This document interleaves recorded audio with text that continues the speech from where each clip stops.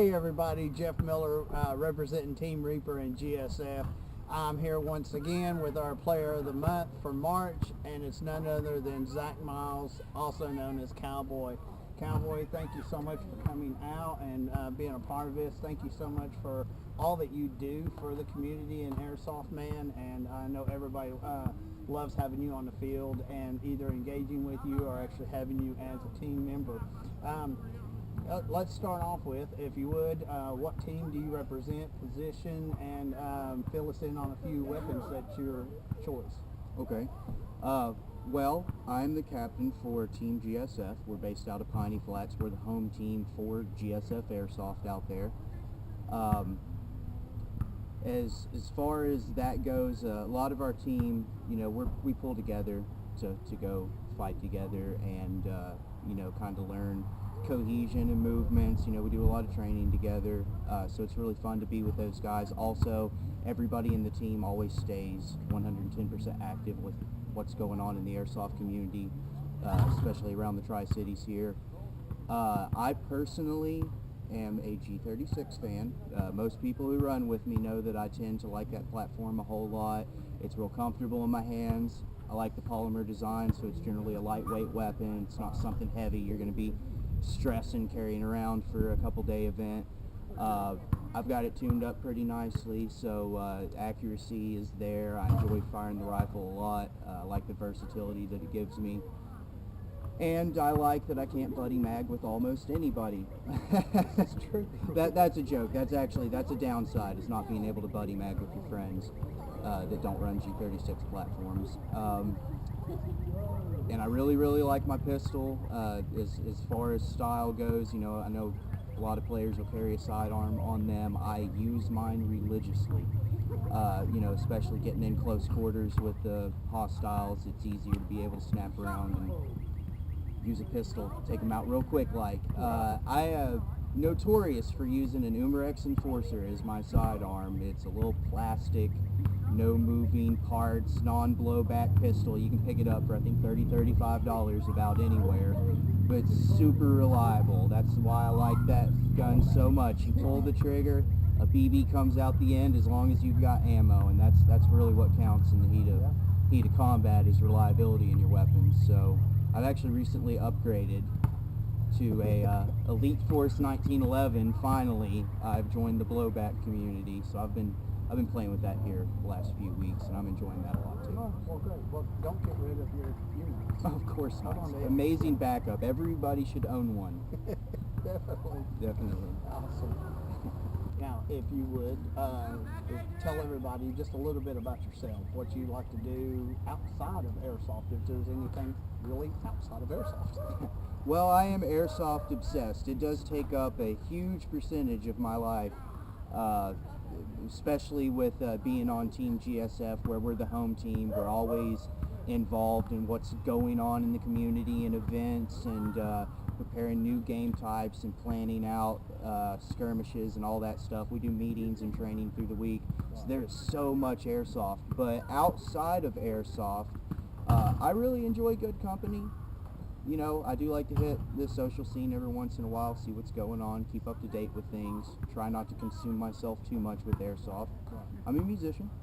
I do play, I play guitar and piano, a little bit of mandolin. I've been playing drums for several years, so I definitely like to fill my time with music when I can, but I'm not as dedicated into music as I am Airsoft anymore. It used to be the other way around. It kind of flip-flopped in the last decade or so.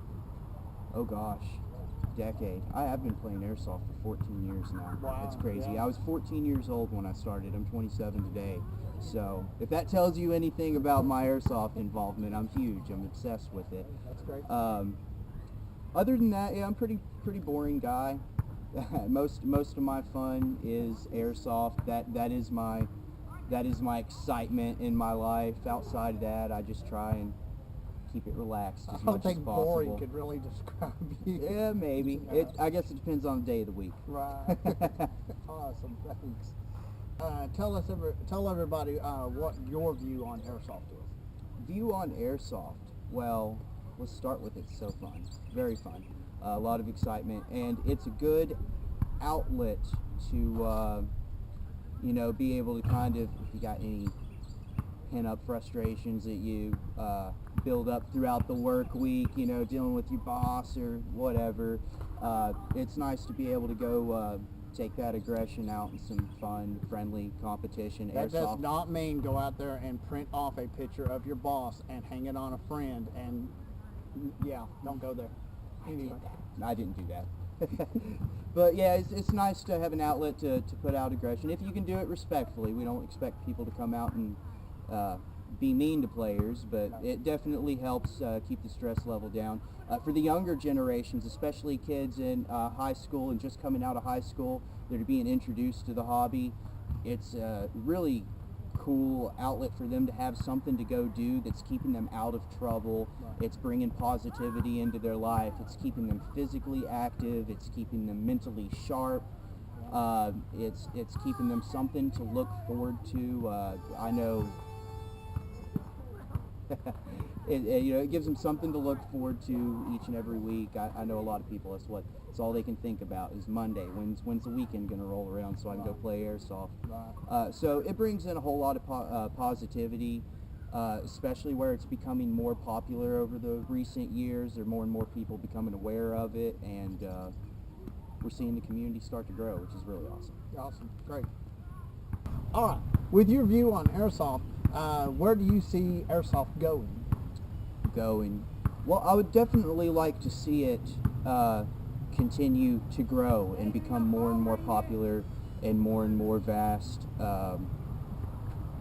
14 years ago, this hobby wasn't as popular as it is today. There weren't as many players out on the field. There weren't as many producers hosting national events per year.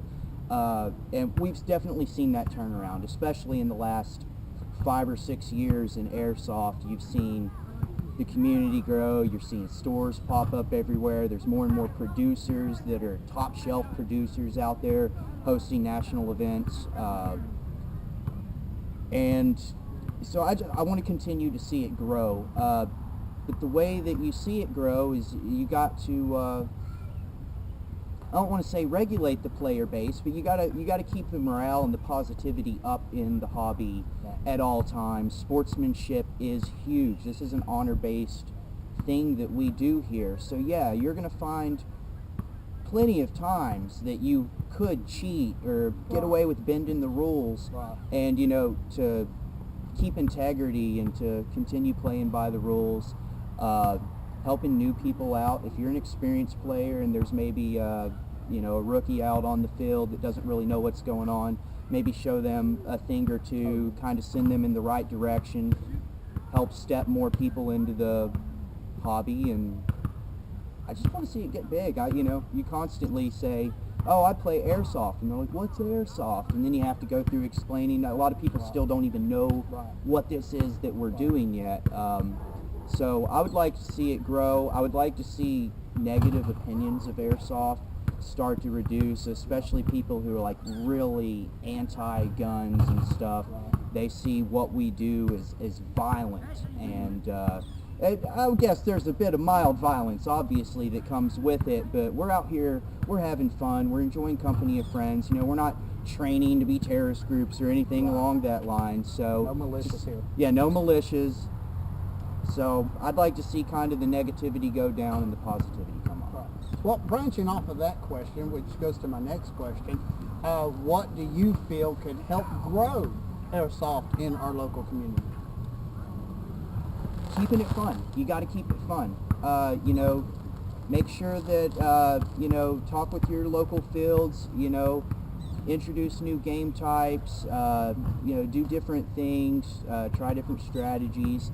The players, that's so critical. Again, there's so many things that are critical, but players, just being friendly with each other and helping each other out, mentoring. I think that's huge to kind of help the success of the hobby, is for, again, players who have been doing this for a while. They have the experience, they have the knowledge, they have the practice to, instead of, develop that personality of, oh, you're not good enough to run with me, to kind of you know, take your wing and take it over some of the newer players and show them the ropes, show them the way. That's so critical because, you know, you want to show new players why this is so fun, you know, why this is so fun. So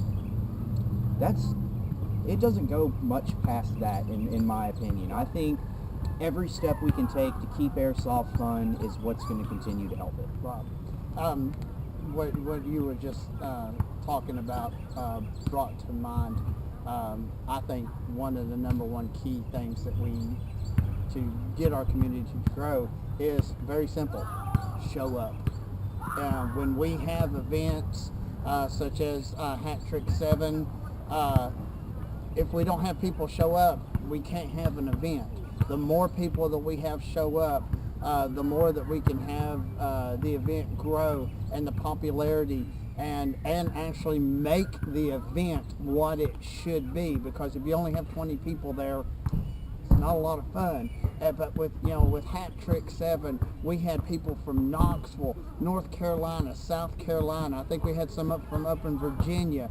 I mean, when you have people outside of our region hear about the games that we're having, they show up and you show them a good time, man, that knocks it out of the ballpark, and then they'll go back and tell other people, and hopefully that in itself can help grow our community and make the airsoft in Tri-Cities what we want it to be.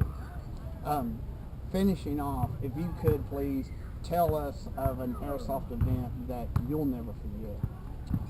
An airsoft event that I'll never forget.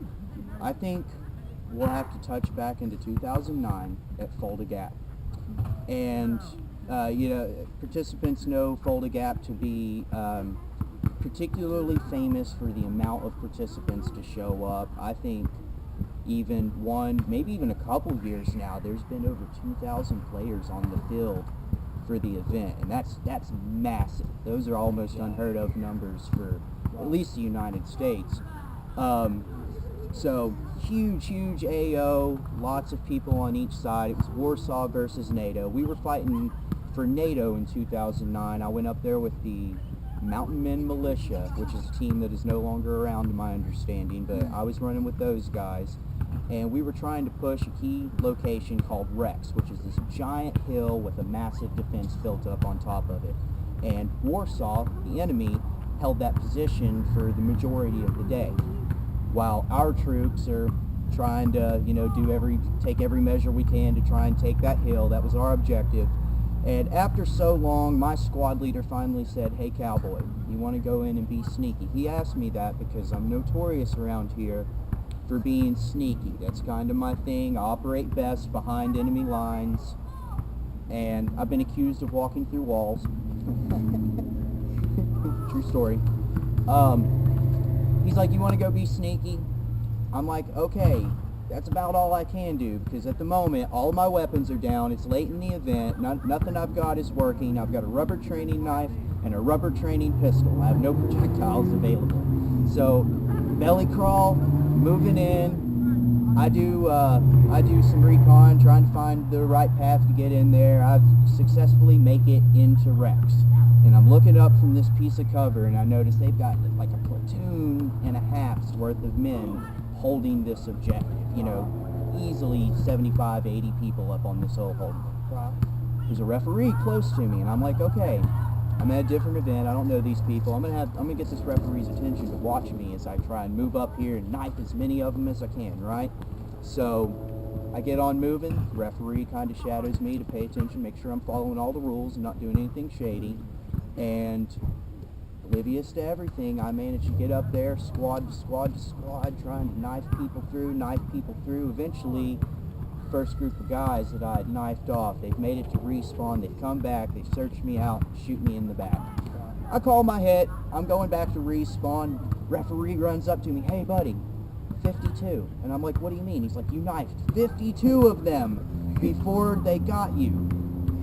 Mind blown. I knew I'd knifed a bunch of people, but I had no idea that it was 52. I got 52 consecutive knife kills, which was enough for my team to actually be able to push up, complete the assault on Rex, and we did take the objective. by the time I'd made it to respawn and back to the location. So that was a really, really cool feeling to, that was just made you feel really proud. I was super proud of myself that I went out there and just by myself was able to turn the tide of that battle for my team. So never forget that day. That is totally amazing. I sure wish I'd been there to see that. Yeah. It'd be nice if somebody had it on film. Yeah, I wasn't running a GoPro, but referee Foldagap 2009, I'm sure he tells this story today too, so I need someone to verify this. He better. Well, once again, I'm Jeff Miller with Team Reaper representing Grab Some Fun, GSF. I'm here with Cowboy. He's our March Player of the Month. Thank you so much for coming out and being a part of this. Thanks for having me, Jeff. Hope you all enjoyed today. Hope you got to know him just a little bit better when you see him out there on the field. Congratulate him. Make sure he's on your side so that he's not knifing you in the back. And once again, thanks for joining us. I'm Jeff Miller, and we'll see you downrange.